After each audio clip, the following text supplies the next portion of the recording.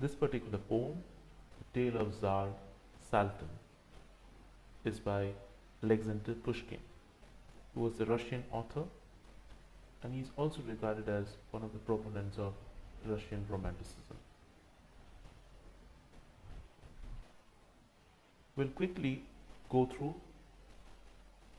the synopsis of the poem before we start reading it. So this is a story about three sisters, and the youngest of them is chosen by the Tsar Saltan. Okay, Tsar is equivalent to an emperor or a king. The youngest sister is chosen by the Tsar Saltan to be his wife. He orders the other two sisters to be his royal cook and weaver.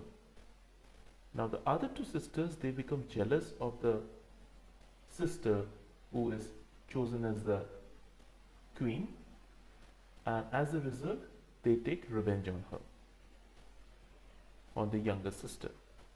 So when the Tsar goes off to the war, the queen, as it's said in Russian, Tsaritsa, gives birth to a son, Prince Gvidon. Now the older sisters arrange to have Tsaritsa and the child sealed in a barrel or a cask and thrown into the sea. The sea takes pity on them and casts them on the shore in a remote island, Abyan. The son quickly grows up while he is inside the barrel, and once he comes, he goes for hunting. He ends up saving an enchanted swan from a kite bird, which was actually a kind of witch in disguise. Now the swan creates a city for the prince. Now Gvidon does not know initially that the swan is actually the princess. That gets revealed only towards the end of the narrative. So the swan creates a city for this prince to rule, but the prince Gvidon, he is homesick. He wants to go and meet his father. So the swan turns him into a mosquito to help him, so that he can fly like a mosquito in accompaniment with other sailors that visits his country.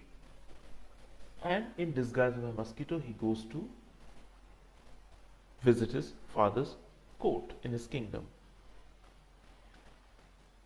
And in the course of time, we will see that he takes revenge while in disguise of a mosquito, the second time disguising himself as a fly, and the third time disguising himself as a wasp. So in the first instance, he stings one of the eyes of his aunt. At the second instance, while he is disguised as a fly, he again stings his another aunt. And in the third instance, he stings the tip of the nose of his grandmother, a deceitful lady, but because she was old, so he took pity on her, and every time he escapes. Finally, he manages to come back in the due course of time. As you will see, the swan reveals that she is actually the princess, and then the father of Gvidon, that is Tsar Saltan, visits the kingdom of Gvidon, and then he meets his wife, his son, that is Prince Gvidon, and his princess, and it ends with a happy ending. The tale of Tsar Saltan, of his son, the glorious and mighty knight Prince Gvidone Saltanoviche, and of the fair swan princess, by Alexander Pushkin. Three fair maidens, late one night, sat and spun by candlelight. "Where was Tsar to marry me?" said the eldest of the three. "I would cook and I would bake. Oh, what royal feast I'd make," said the second of the three. "Where was Tsar to marry me?" "I would weave a cloth of gold, fair and wondrous to behold." But the youngest of the three murmured, "If he married me, I would give our Tsar an heir, handsome, brave, beyond compare."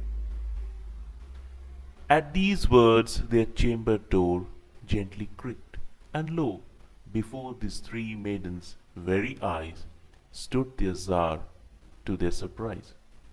He had listened by their gate, whither he had been led by fate. And the words that he heard last made his heart with love beat fast. "Greetings, maiden fair," said he, "my Tsaritsa you shall be, and ere next September done, see that you bear me a son. As for you, fair sisters too, leave your home without ado, leave your home and follow me, and my bride that is to be. Royal weaver you will make, you as royal cook I'll take." Then the Tsar strode forth, and they palacewards all made their way. There he lost no time, nor tarried. That same evening he was married.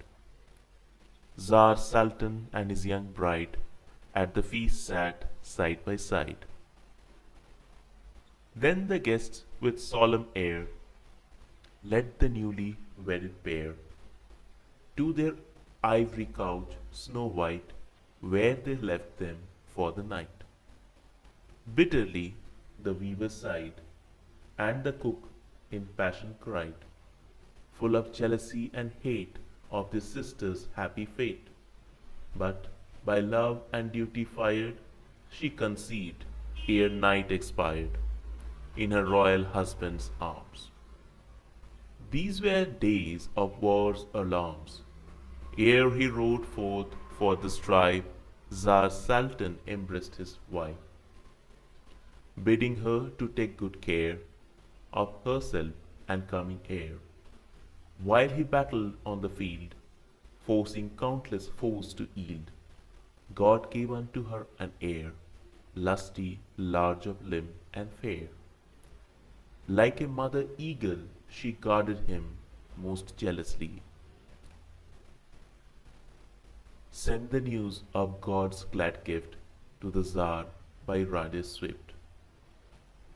But the royal cook and weaver and their mother, sly deceiver, sought to ruin her, so they had him kidnapped on the way, sent another in his stead. Word for word his message read, "Your Tsaritsa, sire, last night was delivered of a fright. Neither son nor daughter, nor have we seen is like before." At these words the royal sire revved and raged in furious ire. "Hang that messenger," roared he, "hang him on the nearest tree." But relenting, spared him, and sent him back with this command, From all hasty steps refrain, till the Tsar comes home again." Back the messenger rode fast, reached the city gates at last. But the royal cook and weaver, with their mother, sly deceiver, made him drunk, and in his sleep stole the message from his keep, and before he could recover, they replaced it by another. So, with feet unsteady, he reached the court with this decree: "Have the queen and have a spawn drowned in secret ere the dawn." Grieving for their monarch's heir, for the mother young and fair, solemnly the Tsar's boyards told the queen of this ukaz, of the cruel doom which fate so unkindly had in wait. This unpleasant duty done, put the queen and put her son in a cask and sealed it fast, tarred it well, and then they cast cask and burden in the sea. Such, forsooth, the Tsar's decree. Stars gleam in the dark blue sky, dark blue billows heave and sigh. Storm clouds over the blue sky creep, while the cask rides over the deep. Like a widowed bride distressed, sobbed the queen and beat her breast, while the babe to manhood grew as the hours swiftly flew. Morning dawned, the queen still waited, but her son the billows hailed. "O you wanton waves so blue, free to come and go are you, dashing when and where you please, wearing rocks away with ease. You who flood the mountains high, you who ships raises to the sky. Hear my prayer, O waves, and spare us, safely on to dry land bear us." So the waves, without ado, bore the cask and prisoners too, gently to a sandy shore, then receding, splash no more.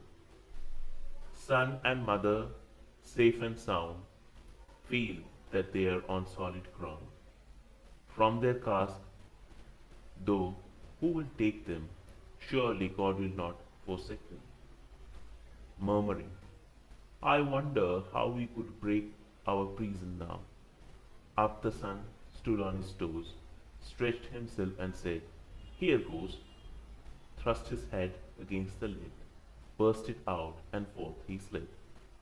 Son and mother, free again, saw a hillock on a plain. On its crest an oak tree grew, round them flowed the ocean blue. Quoth the son, "Some food and drink couldn't come amiss, I think." From the oak a branch he rent, and a sturdy bough he bent. With the silken cord that hung round his neck, the bough he strung. From a slender reel and light sheft an arrow, true in flight. Then explored the isle for game, till he to the seashore came.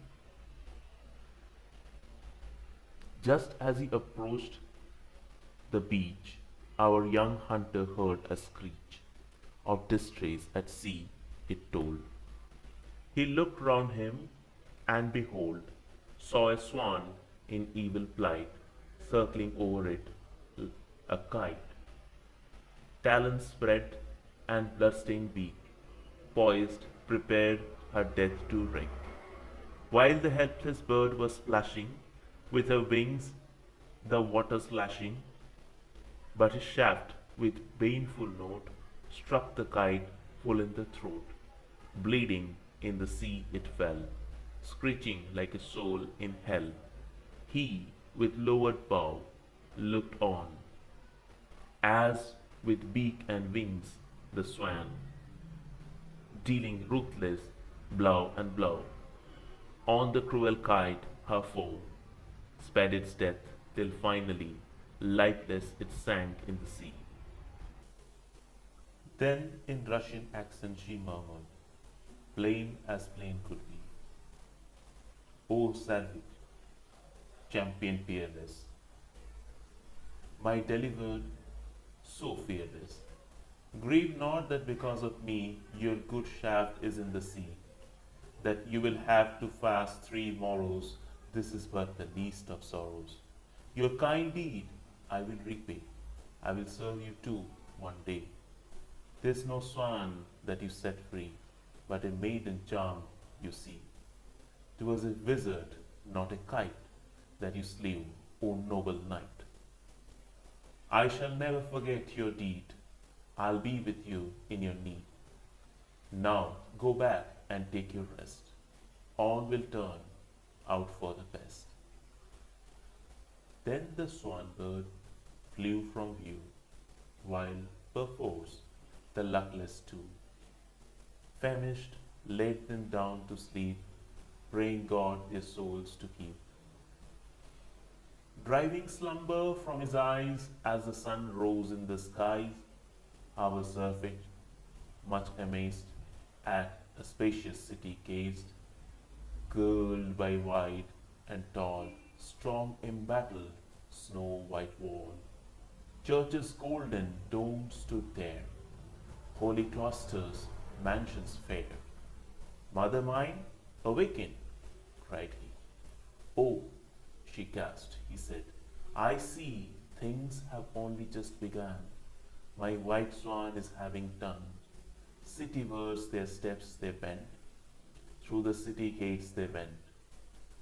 Belfries thundered overhead, loud enough to wake the dead. Round them poured a mighty throng. Choir boys praised the Lord in song. Noble, splendidly arrayed, came in coaches, gold inlaid. All the people cheered them madly, as their prince acclaimed him gladly.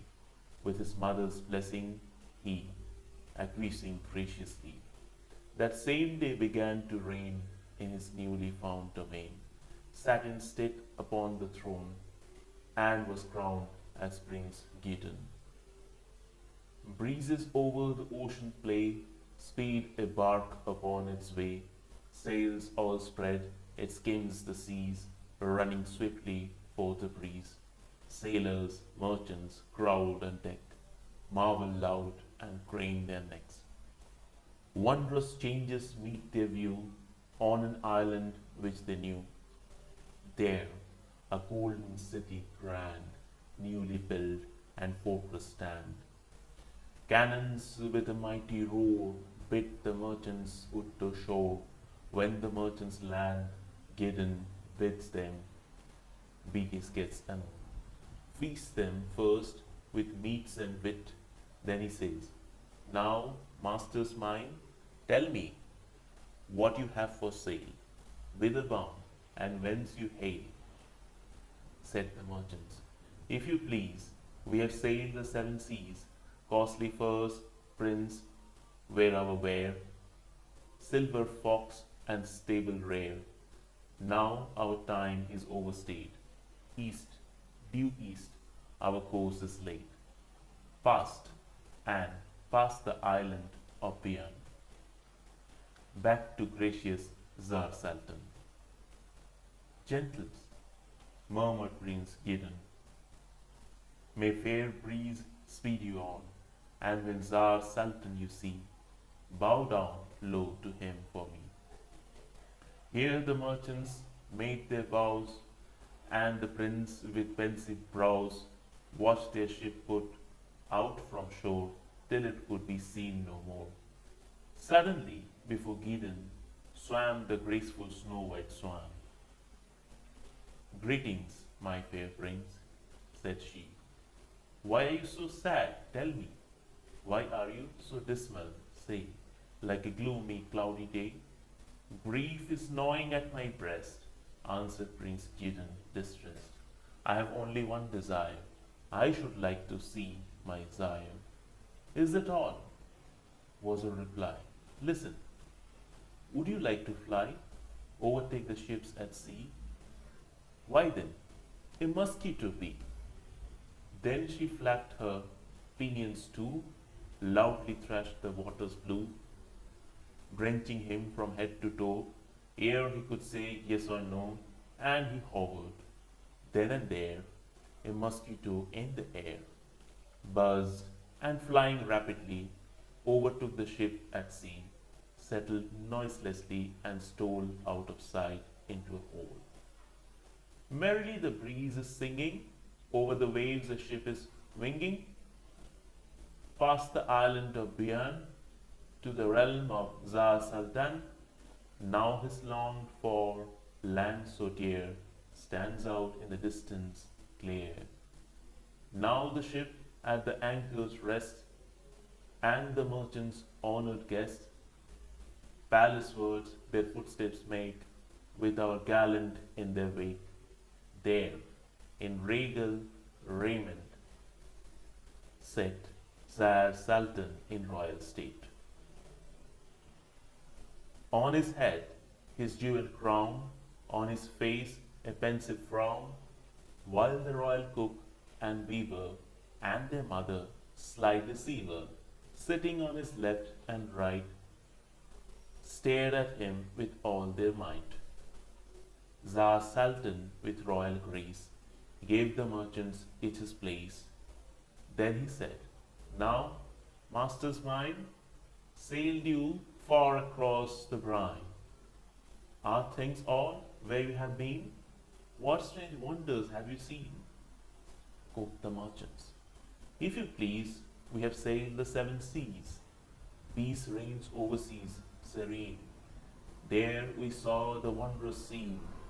There's an island in the sea, shores as steep can be. Cheerless once, deserted, bare, nothing but an oak grew there. Now it is a new-built city, stately mansions, gardens pretty, churches tall with domes of gold, fair and wondrous to behold. Prince Gvidon reigns there and sends his compliments to thee. Here the Tsar said in amaze, If but God prolong my days, I shall visit this strange isle, guest with this Gvidon awhile. But the royal cook and weaver, with their mother sly deceiver, did not wish to let their Tsar see this wondrous isle so far. What a wonder, quoth the cook, winking at the others. Look, there's a city by the shore. Have you heard the like before? Here's a wonder, though, worth telling. There's a little squirrel dwelling in a fire tree all day long, cracking nuts. It sings a song. Nuts most wondrous to behold, every shell is solid gold. Kernels each an emerald pure. That's a wonder to be sure. Tsar Saltan thought this most curious. Our mosquito waxed most furious, and with his mosquito might, stung his aunt's right eye in spite. Turning pale, she swooned from pain, but her eyes never saw again. Sister, serving maids, and mother chased him, tripping one another, screamed, You cursed insect, you! Only wait. But he just flew through a casement over the main, swiftly to his own domain. Pensively Gvidon once more gazes seaward from the shore. Suddenly before his sight swam the graceful swan, Snow White. Greetings, my fair prince, said she. Why are you so sad? Tell me, why are you so dismal? Say, like a gloomy, cloudy day? Grief is gnawing at my breast, answered Prince Gvidon, distressed. There's a wonder, I confess, that I am burning to possess. 'Tis a wonder well worth telling. Somewhere there's a squirrel dwelling in a fir tree. All day long, crackling nuts, it sings a song. Nuts most wondrous, I am told, every shell is solid gold, kernels each an emerald pure. But can I of this be sure? Here the swan said in reply, Yes, this rumor does not lie. Marvel not, though this may be strange for you, 'tis not for me. Grieve not, I will gladly do this slight service, prince, for you. Home he sped with cheerful stride, gained his palace courtyard wide. There, beneath the fir behold, crackling nuts all made of gold, emeralds left and right, a flinging, sad and wonder squirrel singing. Through the garden there she goes, tripping on her dainty toes. With its tail the squirrel sweeps, shells and stones in tidy heaps, while a charmed and happy throng listen to the squirrel's song. Struck with wonder, Prince Gvidon whispered softly, Thank you, swan. God grant you felicity and such joy as you gave me. Then a squirrel's house he built, crystal, glass, and silver gilt. Set a guard, a scribe as well, who recorded every shell. Thus the prince's treasures grew, and the squirrel's glory too. Breezes over the ocean's play, speed a bark upon its way, sails all spread, it skims the seas, running swiftly for the breeze, past a craggy island where stands a city proud and fair. Cannons with a mighty roar bid the merchants put to shore. When the merchants land, Gvidon bids them be his guests anon. Feast them first with meats and wine. Then he says, now, masters mine, tell me what you have for sale, whither bound and whence you hail. Said the merchants, if you please, we have sailed the 7 seas, selling horses, Prince Gvidon, stallions from the steppes of dawn. We are overdue, you know, and we still have far to go, past the island of beyond, back to gracious Tsar Saltan. Gentles, murmured Prince Gvidon, may fair breezes speed you on over the ocean, over the main, back to Tsar Saltan again. When your gracious Tsar you see, give him compliments from me. Bowing low before him, they left Gvidon and sailed away. He, though hastened to the shore, where he met the swan once more, told her that his heart was burning for his sire, his soul was yearning. In the twinkling of an eye, he became a tiny fly, and he flew across the sea, where, to sky and ocean, he settled on the deck and stole, out of sight into a hole. Merrily the breeze is singing, over the waves a ship is winging, past the island of Gvidone, to the realm of Tsar Saltan. Now his longed for land so dear, stand out in the distance clear. Now the ship at anchors rest, and the merchants honored guests, palacewards their footstep make, with our gallants in their wake, there in regal railments set, Tsar Saltan in royal state. On his head his jeweled crown, on his face a pensive frown, while the one-eyed cook and weaver and their mother, sly deceiver, sit around the Tsar and stare at him with a toad-like glare. Tsar Saltan, with royal grace, gave the merchants each his place. Then he said, now, masters mine, sailed you far across the brine. Are things well where you have been? What strange wonders have you seen? Quoth the merchants, if you please, we have sailed the 7 seas, peace reigned overseas serene. There we saw the wondrous scene, on an island far away, stands a city grand and gay, churches tall with golden domes, gardens green and stately homes. By the palace grows a fir, in whose shade, O royal sir, stands a crystal cage, and there dwells a squirrel, strange and rare. Full of frolic all day long, crackling nuts, it sings a song.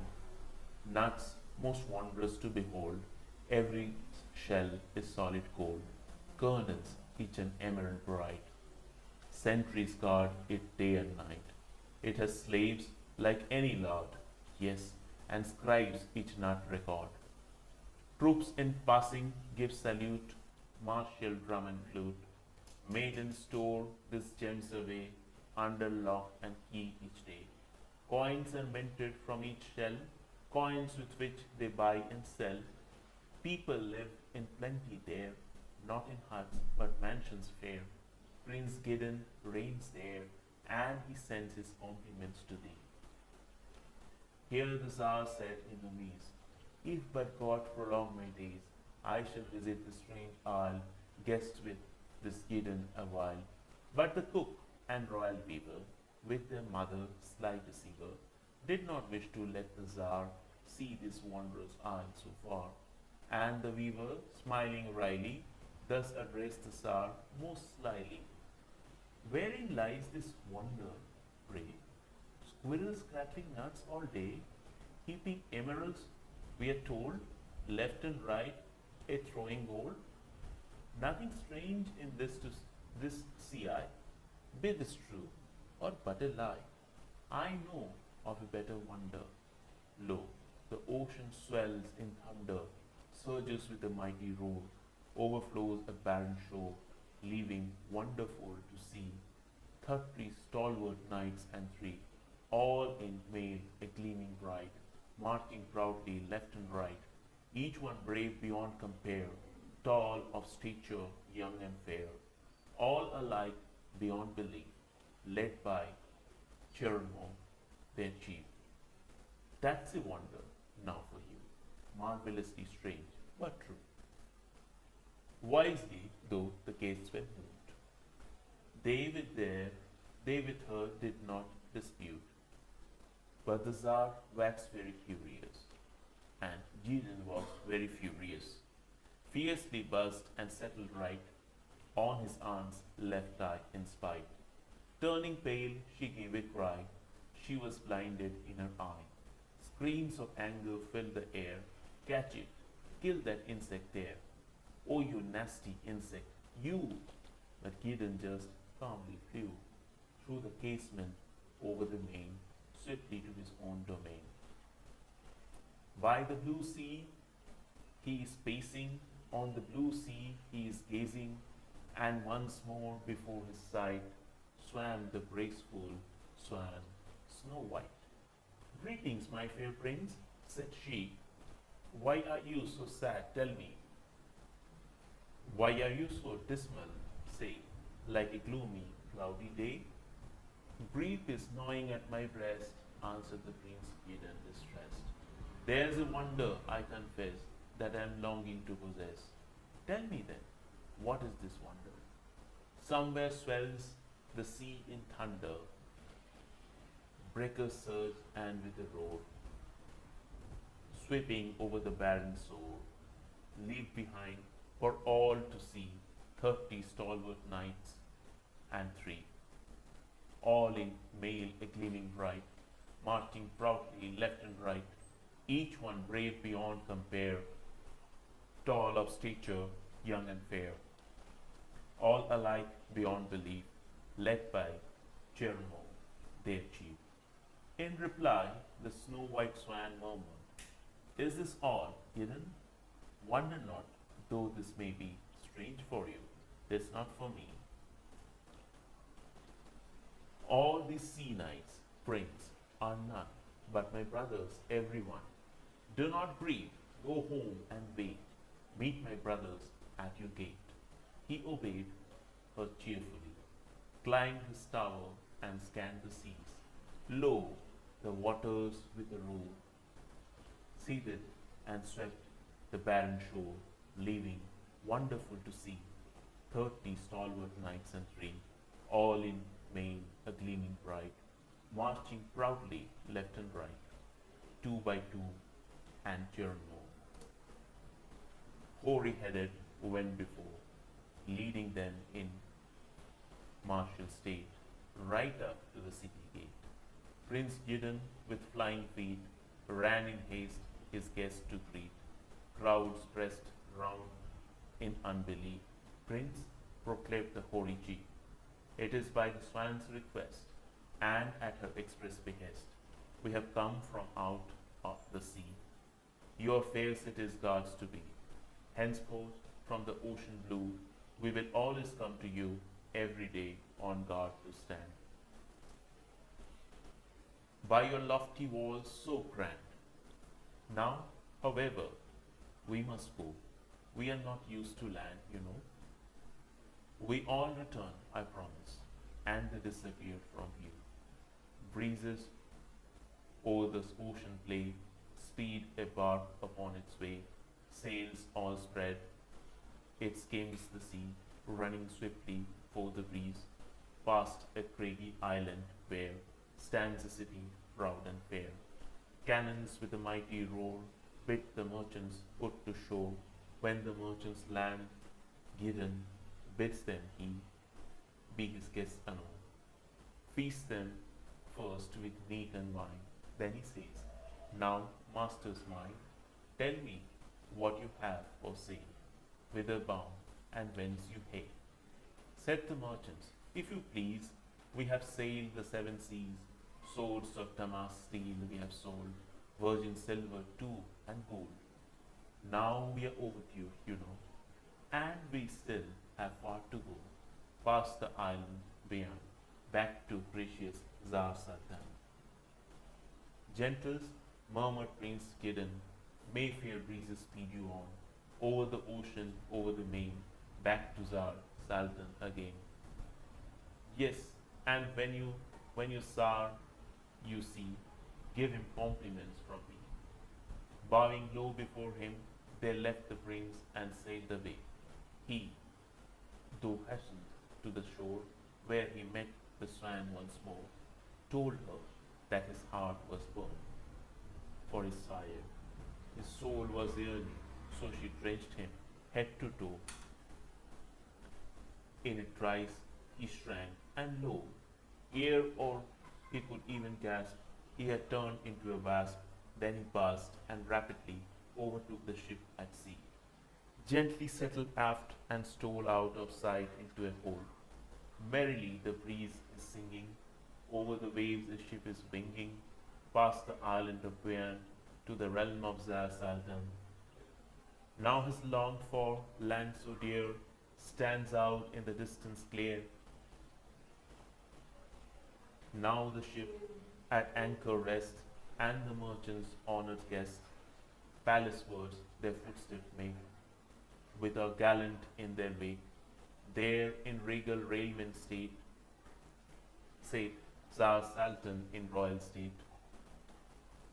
On his head his jewelled crown, on his face a pensive frown. Near him royal cook and weaver, and their mother sly deceiver, with 4 eyes though they be 3, stare at him voraciously. Tsar Saltan with royal grace gave the merchants each his place. Then he said, now masters mine, sail you far across the brine. Are things well where you have been? What strange wonders have you seen? Quoth the merchants, if you please, we have sailed the 7 seas. Peace reigns overseas serene. There we saw this wondrous scene. There's an island far away, on this isle a city gay. There each dawn brings in new wonders. There the ocean swells and thunders, breakers with a mighty roar, foaming flood its barren shore, leaving wonderful to see 30 stalwart knights and 3, all in a mail a gleaming bright, marching proudly left and right, each one brave beyond compare, tall of stature, young and fair, all alike beyond belief, hoary Geronimo their chief, marches with them from the deep, counts them off by 2s to keep, guard of his fair isle and they, seas patrol, nor night nor day, nor can you find guards so true, vigilant and fearless too.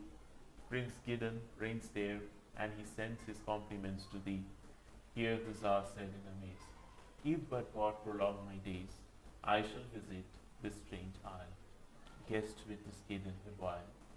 Silent were the cook and weaver, but their mother, sly deceiver, said as she smiled crookedly, you may think this strange, not we. Fancy, idle moment play, sentry, go on land all day. Be this true, or but a lie. Nothing strange in this see I. Stranger things exist, mark you. This report, though is quite true. There's a young princess, they say, that she charms all hearts away. Brighter than the sun at noon, she outshines the midnight moon. In her braids a crescent beam, on her brows a bright star gleams. She herself is sweet of face, full of majesty and grace. When she speaks, her voice doth seem like the music of a stream. That's a wonder now for you. Marvelously strange, but true. Wisely, though the guests prefer not to bandy words with her, Tsar Saltan, he waxed most curious, our Zavarich waxed most furious, but decided that he would spare Granny's eyes for her grey hair. Buzzing like a bumblebee, round his granny circled he, stung her nose with all his might, raising blisters red and white. Panic once more filled the air. Murder! Catch that insect there! Help! Oh, don't you let it go! Catch it, hold it, kill it, oh. Oh, you nasty insect, you, just you wait. Gvidon, though, flew through the casement, over the main, back to his domain again. By the sea, the prince now paces, on the blue sea, now he gazes. Suddenly, before Gvidon, swam the graceful snow-white swan. Greetings, my fair prince, said she. Why are you so sad? Tell me, why are you so dismal? Say. Like a gloomy, cloudy day, grief is gnawing at my breast, answered Prince Gvidon, distressed. Every youth has his own bride, only I unmarried bide. Who is she you wish to wed? Tell me now, Gvidon then said. There's a fair princess, they say, that she charms both young and old, brighter than the sun at noon. She outshines the midnight moon. In her braids a crescent beams, on her brow a bright star gleams. She herself is sweet of face, full of majesty and grace. When she speaks, her sweet voice seems like the flow of tinkling streams. Is this true, though, or a lie? Anxiously we wait's reply. Silently the snow-white swan pondered, then she said, Gvidon, yes, this maiden I can find, but a wife no mitten mine, from your lily hand to cast, or unto your belt make fast. Listen now to my advice, weigh this, might well, think twice, so that on your marriage morrow you do not repent in sorrow. Hear, Gvidon, with ardor sore, that you thought of this before, that it was high time he was married, too long single had he tarried, that for this princess so fair he would any peril dare, sacrifice his very soul, barefoot walk right to the pole. Sighing thoughtfully, the swan murmured, why so far, Gvidon? Know your future bride is here. I am that princess, my dear. Then she spread her wings to soar over the waves towards the shore. There, amid a clump of trees, folded them with graceful ease, shook herself, and then and there turned into a maiden fair. In her braids the crescent beamed, on her brow a bright star gleamed. She was sweet in form and face, full of majesty and grace. When she spoke, her sweet voice seemed like the flow of tinkling streams. He embraced the fair princess, folded her unto his breast. Hand in hand with her he sped to his mother dear and said, falling on his bended knees, Mother darling, if you please, I have chosen me a bride. She will be your love and pride. Your consent we crave to wed, and your blessings too, he said. Bless our marriage, so that we live in love and harmony. Over the kneeling pair she stands, holy icons in her hands, smiling through her happy tears, saying, God bless you, my dears. Prince Gvidon did not delay. They were married that same day, settled down and a happy pair, lacking nothing but an heir. Breezes over the ocean's play, sped a bark upon its way, sails all spread, it skims the sea, running swiftly for the breeze, past a craggy island where stands a city proud and fair. Cannons with a mighty roar bid the merchants put to shore. When the merchants land, Gvidon bids them be his guests anon, feast them first with meat and wine. Then he says, Now, masters mine, tell me what you have for sale, whither bound and whence you came. Said the merchants, If you please, we have sailed the 7 seas. Contraband, prince, was our ware, and our profits rich and rare. We have far to travel yet, homeward, east, our course is set, past the island of Gvidone, back to gracious Tsar Saltan. Gentles, murmured Prince Gvidon, may fair breeze speed you on, over the ocean, over the main, back to Tsar Saltan again. Pray remind your Tsar from me that His gracious Majesty said he would visit us some day. We regret his long delay. Give him my regards. Thereon of the merchants went. Gvidon this time stayed with his fair bride, never moved to leave her side. Merrily the breezes singing, over the waves the ship is bringing, past the island of Guyam, to the realm of Tsar Saltan. Now his longed for land so dear stands out in the distance clear. Now each merchant is the guest of the Tsar by his behest. On his royal throne of state, crowned in glory, there he sat, while the royal cook and weaver and their mother, sly deceiver, with 4 eyes, though they be 3, stared at him voraciously. Tsar Saltan, with royal grace, gave the merchants each his place. Then he said, now, masters mine, sailed you far across the brine? Are things well there you have been? What strange wonders have you seen? Quoth the merchants, if you please, we have sailed the 7 seas, peace reigns overseas, serene. There we saw the wondrous scene. On an island far away stands a city grand and gay, churches tall with golden domes, gardens green and stately homes. Near its palace grows a fir, in whose shade royal sir stands a crystal house, and there dwells a squirrel strange and rare, full of frolic all day long, crackling nuts it sings a song. Nuts most wondrous of to behold, shells of purest yellow gold, all its kernels emerald bright, sentries guard it day and night.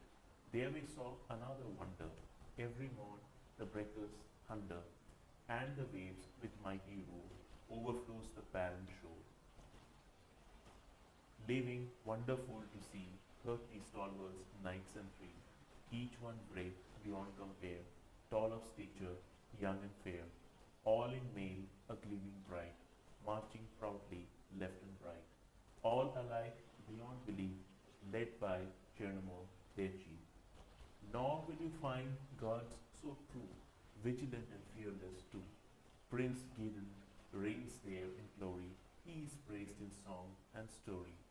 And his wife is fair, O sad, gaze on her, you will never tire. Brighter than the sun at noon, she outshines the midnight moon. In her braids a crescent gleams, on her brow a bright star gleams. Prince Gvidon sends his respects, bade us say he still expects you to visit him one day and regret your long delay.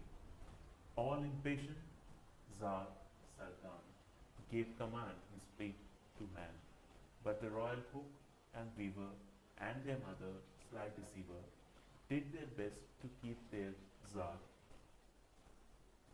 from this wondrous isle so far. He, to their persuasions deaf, bade the women hold their breath. I am your Tsar and not a child, shouted he in passion wild. We will sail today, no more, stamped his foot and slammed the door. From his casement silently, Prince Gvidon gazed at the sea. Scarce a ripple stirred a deep, as it sighed as though in sleep. On the far horizon blue, sails came one by one in view. Tsar Saltan's fleet at long last over the seas was sailing fast. At this sight, Gvidon rushed out, uttering a mighty shout. Mother dear, come hither, do. You, my fair princess, come too. Only look out yonder, there sails my father, I declare. Through his spyglass, Prince Gvidon sees the royal fleet sails on, while on deck his father stands, spyglass also in his hands. With him are the cook and weaver, and their mother, sly deceiver. Wonder in their gaze they stare at this isle so strange and fair. In salute The cannons roared, carols sweep from belfries soared.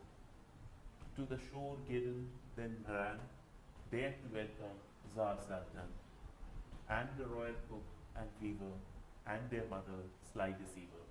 Citywards the Tsar led he, not a single word said he. Now the palace came in sight, sentries clad in armor bright.